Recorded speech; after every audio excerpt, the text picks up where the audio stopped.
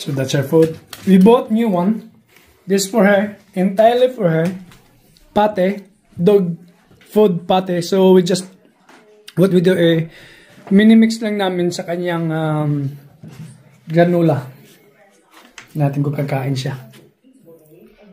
She doesn't like the granola, so she tried to eat only the pate.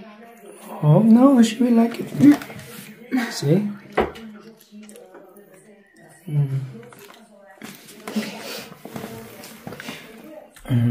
Wow. Sarap ng ulam ah.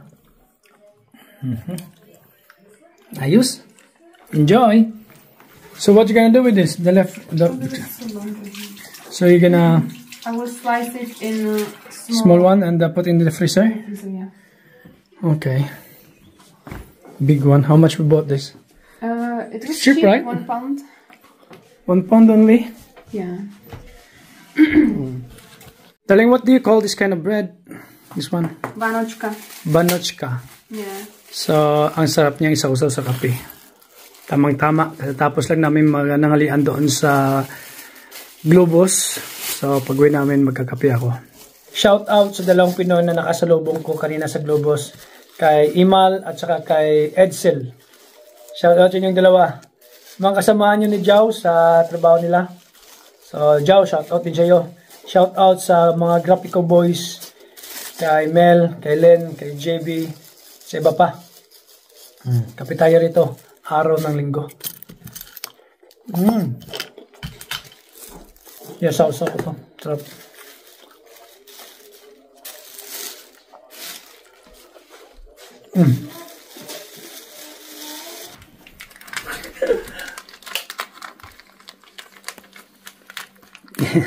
Yeah, orası minicik.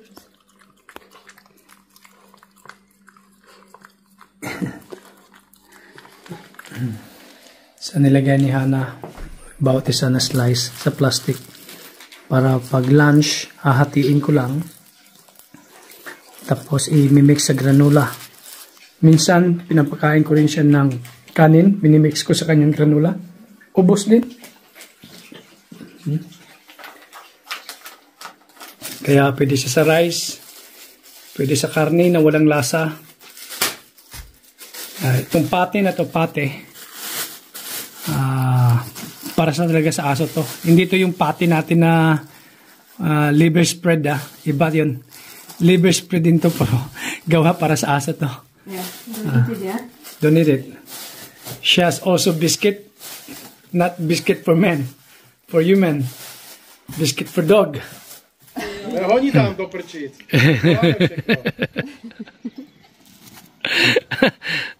Okay, throw again. Throw again, throw. Throw it.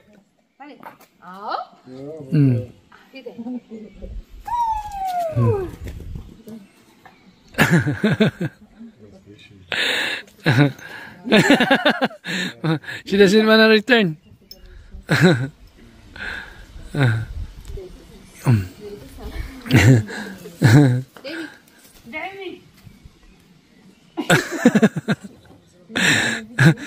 But she left it there. No.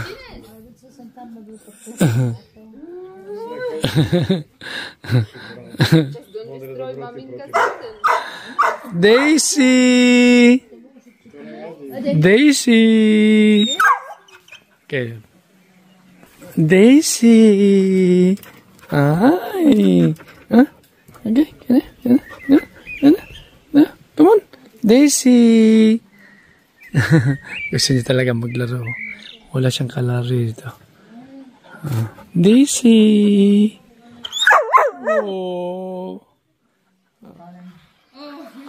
Oh.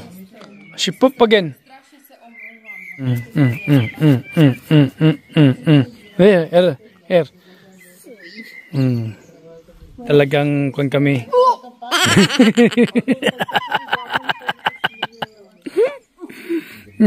Hey, it fell.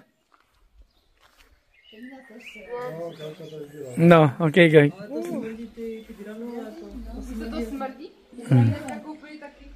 Daisy. Si Cinco!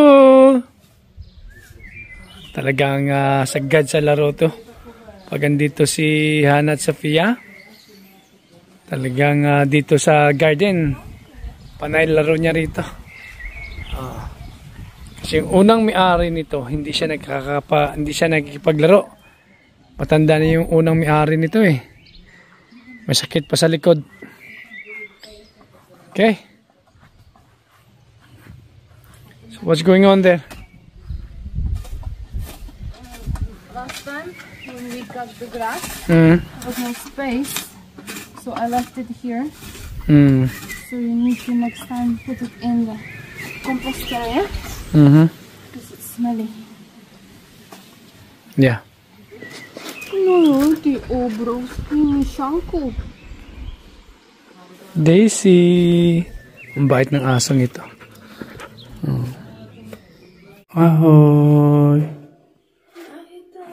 Good morning. Magandang umaga po. So I'm going out with Sissy now. We're gonna run. Run? Yeah, she always runs. Yeah, but I would expect you to run. Me? Yeah. Oh my goodness, that's what I'm saying to you. You did not see me running. Okay. Bye, baby. Okay, but... Sissy, let's go. Let's go, Sissy. Good morning. Monday morning. Jogging kaming dalawa. Ito. Madadaanan natin uli yung malaking puno doon. Tingnan natin kung may reaction siya uli. Kasi ganito yung senaryo. So, naglalakad kami patungo doon. Then ganito talaga. Tapos pagdating doon, tingnan natin kung may reaction siya uli. Wala, normal naman yung reaction niya ngayon. Wala siyang reaction ngayon. Dito yun.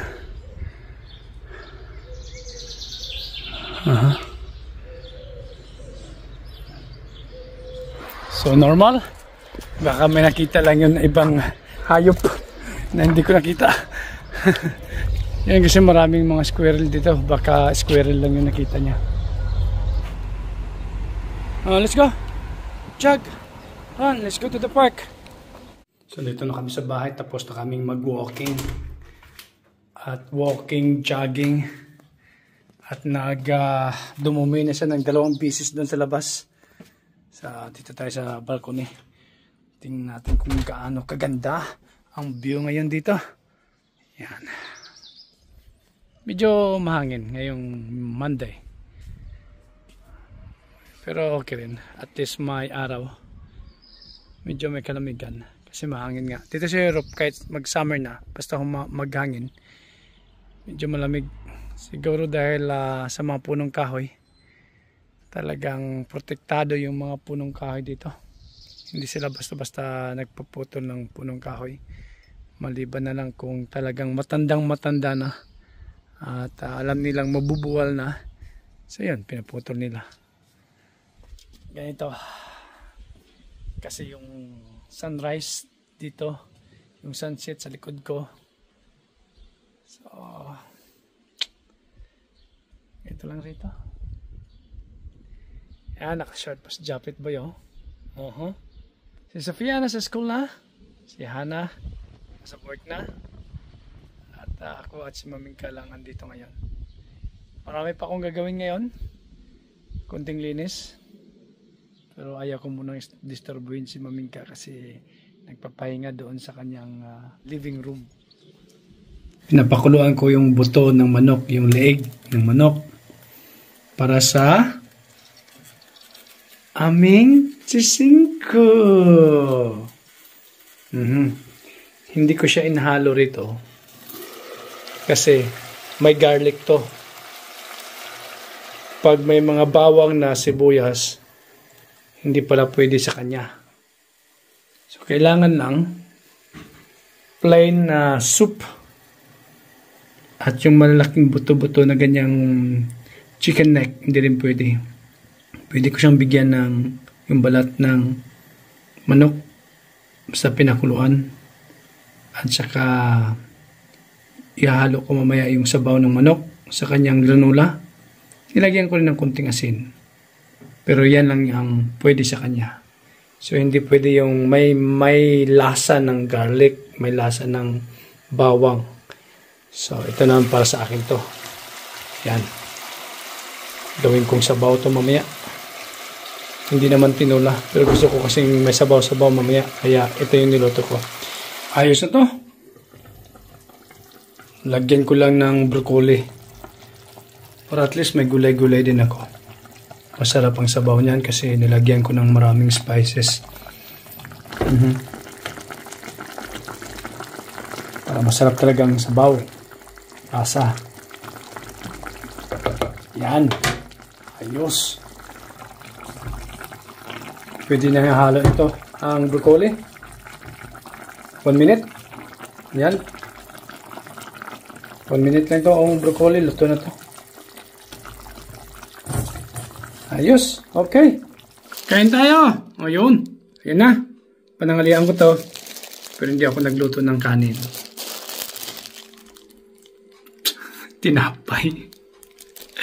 Hindi ako nagluto ng kanin kasi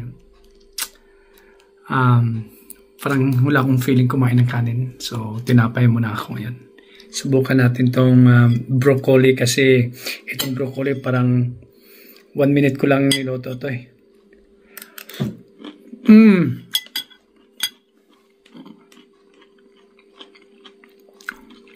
Crispy pa.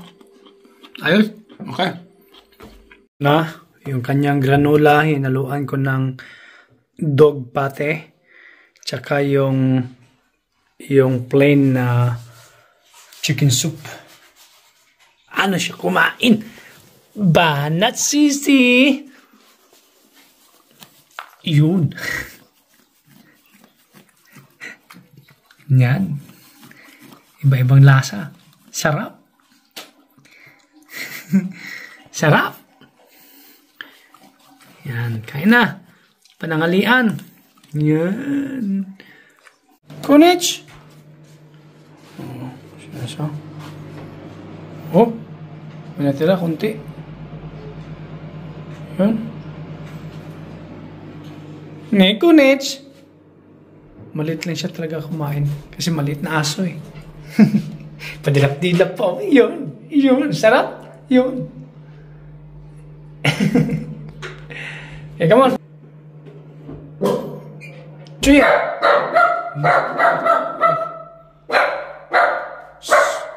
Chuya. Come on. Putz him. Tapang aso ah. Kala mo malaki ah. Tapang ah. Come on, putz him. Nilagyan ko ulit ng sabaw ng manok. Pusin mo. Yun. Yan, finish it. So, I add additional chicken soup. Yan.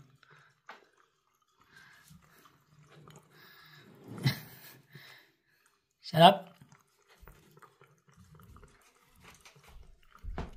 Dagdagan natin ng konting sabaw. Ito mamaya ako ito papakain yung balat ng manok. Sising ko! Pusim! Pusim! Huh? Kunti lang. Puts!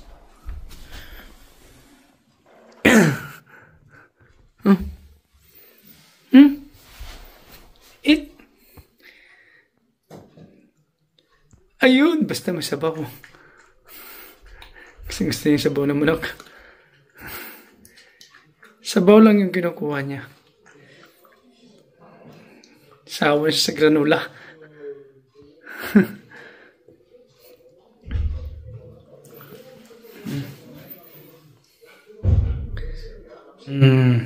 Good job. May isa natira. Oh.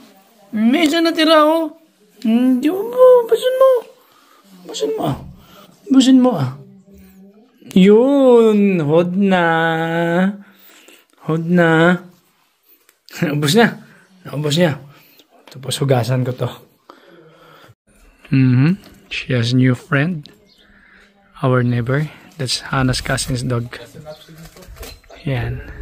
Alright, so it's 7 o'clock in the evening, and everybody is resting in the village, and we have announcement to make. Tomorrow, June and she are coming to town. They're coming to visit us right here in Radun, Opava, Czech Republic. Right here. So what's gonna be the plan? Maybe we'll be having lunch outside, and then dinner will be here. Do some barbecue, just relaxing, and let's welcome Jun and she tomorrow here in Czech Republic. So I'm excited.